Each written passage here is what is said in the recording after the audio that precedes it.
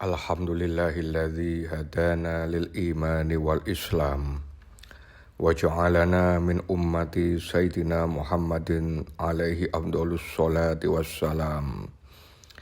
Asyhadu an la ilaha illallah wahdahu la syarikalah wa asyhadu anna sayyidana Muhammadan abduhu wa rasuluh la nabiyya ba'dah. Amma ba'd, faya ibadallah, usikum wa nafsi bitaqwallah, faqad fazal muttaqun. Qala Allah Ta'ala fil Qur'anil Karim, a'udzu billahi minasy syaithanir rajim. Ya ayyuhallazina amanu ittaqullaha haqqa tuqatih wa la tamutunna illa wa antum muslimun. Ma'asyiral muslimin, jamaah salat Jum'ah yang dirahmati Allah Subhanahu wa taala. 2 hari yang lalu seluruh umat Islam di penjuru dunia merayakan hari raya Idul Adha. Dan pada momen tersebut seruan takbir, tahmid dan tahlil terdengar di mana-mana di seluruh penduduk, di seluruh penjuru dunia. Tidak lain untuk mengingatkan kita akan keagungan, kebesaran Allah Subhanahu wa taala. Pada momen itu juga hewan-hewan kurban disembelih sebagai bentuk kepatuhan kita kepada Allah Subhanahu wa taala. Selain itu, momen yang luar biasa yang tidak kalah penting untuk kita renungi bersama yang bertepatan dengan Idul Adha adalah pelaksanaan ibadah haji ke Baitullah. Umat Islam dari seluruh penjuru dunia datang berbondong-bondong untuk melaksanakan rukun Islam kelima tersebut. Mereka datang dari berbagai negara, dari segala penjuru dengan tujuan yang sama, yaitu untuk menunaikan seruan haji dari Allah Subhanahu wa taala atau menunaikan rukun Islam yang kelima. Ibadah kurban bukanlah sekedar rutinitas menyembelih hewan ternak untuk dibagi dan dinikmati dagingnya. Bahkan lebih dari itu, kurban adalah sarana untuk tazkiyatun nafas, untuk penyucian jiwa. Dan kurban adalah medium spiritual untuk menyembelih ego, memotong sifat keakuan, dan mematikan nafsu hewani yang ada di dalam diri kita masing-masing. Hadirin jamaah sholat Jum'ah rahimakumullah. Keakuan atau ego seringkali menjadi musuh terbesar manusia. Ego membisikkan rasa sombong saat kita merasa lebih pintar, kita merasa lebih kaya, atau kita merasa lebih berjasa dari orang lain. Ego pula yang membuat kita sulit menerima kebenaran, enggan meminta maaf, dan sering menyalahkan orang lain.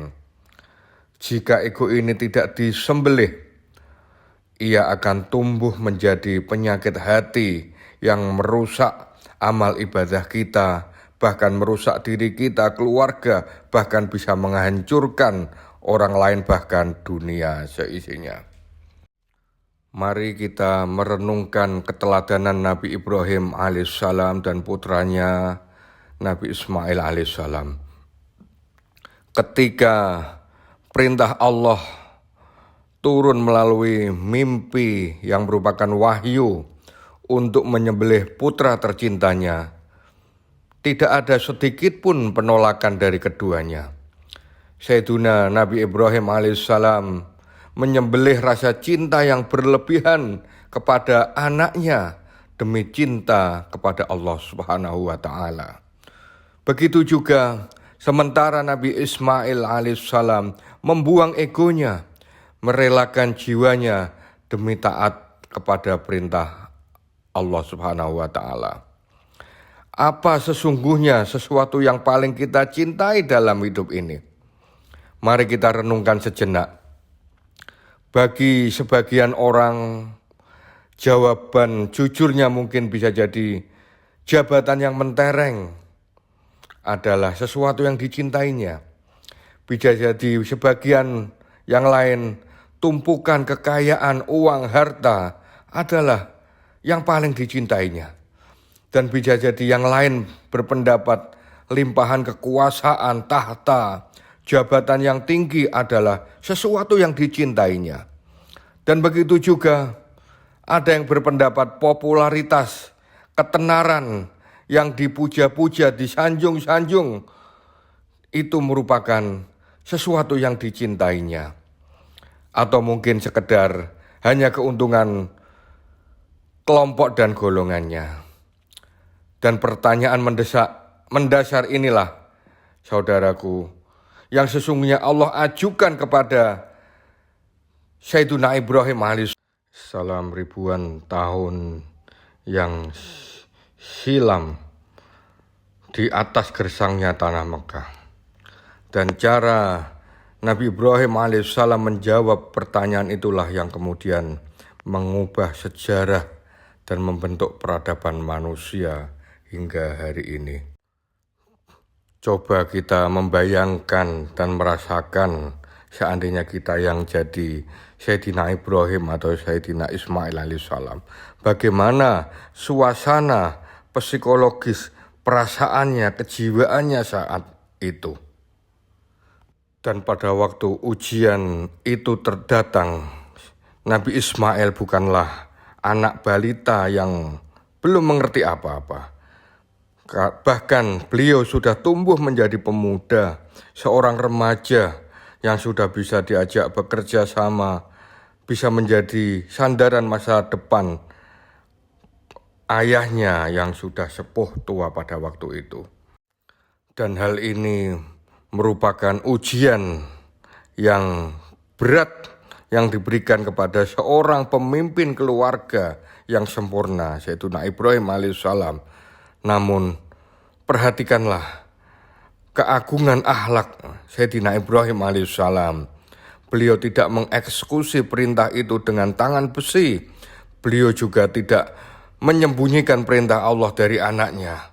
Beliau justru mengajak berdiskusi, bermusyawarah dengan kalimat yang sangat lembut kepada putranya.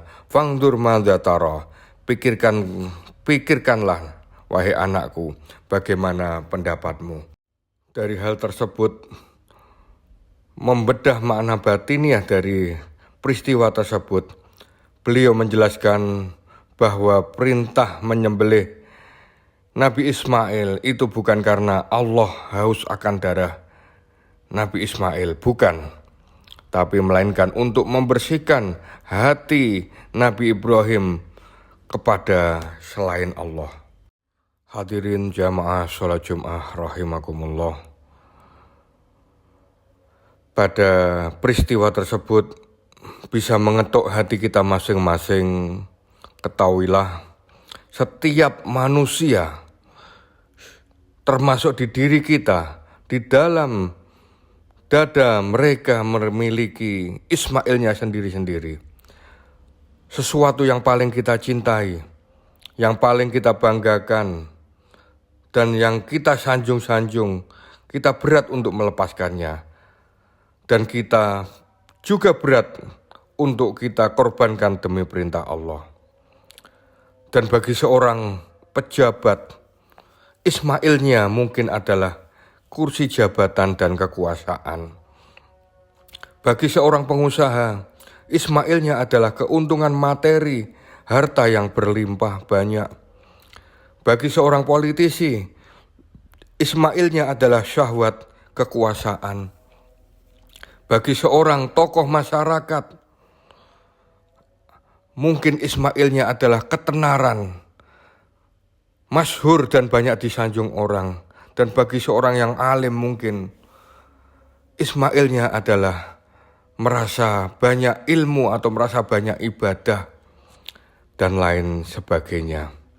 Maka dari itu, pertanyaannya, berani atau tidak kita menyembelih keegoisan itu, menyembelih Ismail yang ada pada diri kita saat panggilan Allah Subhanahu wa Ta'ala datang, sehingga tauhid kita, la ilaha illallah, tidak ada yang patut disembah, tidak ada yang patut yang lebih kita lihat selain Allah. Dan pengorbanan tertinggi adalah menundukkan egois, menepis logika manusiawi semata-mata demi menjalankan titah Allah Subhanahu wa Ta'ala. Dan bagaimana cara kita menyembelih keegoan kita di era modern ini? Salah satunya yaitu dengan mengendalikan kesombongan, menyadari bahwa semua yang ada pada diri kita, titipan harta, jabatan, kepandaian, bahkan kemampuan kita menjalankan ibadah, dan yang lain-lain, tidak lain hanyalah amanah dari Allah belaka. Karena Allah memampukan kita, membuat kita mampu. Dan juga hal itu semua kelak akan dimintai pertanggungjawaban dan bisa dicabut sewaktu-waktu kalau Allah menghendakinya. Yang kedua, yaitu dengan membuang sifat egois dan individualistis, yaitu dengan cara memupuk rasa kepedulian sosial. Dengan hal tersebut kita bisa berdiri sama tinggi, duduk sama rendah. Kita semuanya adalah makhluk Allah belaka. Biarpun perannya berbeda-beda, semuanya adalah atas amanah dan perintah Allah Subhanahu wa Ta'ala. Semuanya sebagaimana sandiwara mempunyai akting dan peran masing-masing. Dan kita tidak lupa bahwa sang sutradara tunggal hanyalah Allah Subhanahu wa Ta'ala. Dan dengan kepedulian sosial tersebut kita bisa bersosial. Jangan salah satunya dengan korban kita bagikan kepada yang lain sebagai simbol solidaritas dan meruntuhkan batasan antara si kaya dan si miskin. Dan yang terakhir yaitu dengan jalan mendekatkan diri kepada Allah Subhanahu wa Ta'ala dan menjadikan semangat berkorban sebagai motivasi untuk terus memperbaiki kualitas ibadah dan menjauhi larangannya dan menjadikan memperbanyak amal soleh. Semoga semangat korban ini benar-benar tertanam dalam jiwa kita. Semoga Allah Subhanahu wa Ta'ala menerima setiap tetesan darah hewan korban sebagai saksi keimanan dan ketakwaan kita. Ja'alanallahu min ibadihi sholihin wa qur rabbikfir warham wa anta khairur rahimin.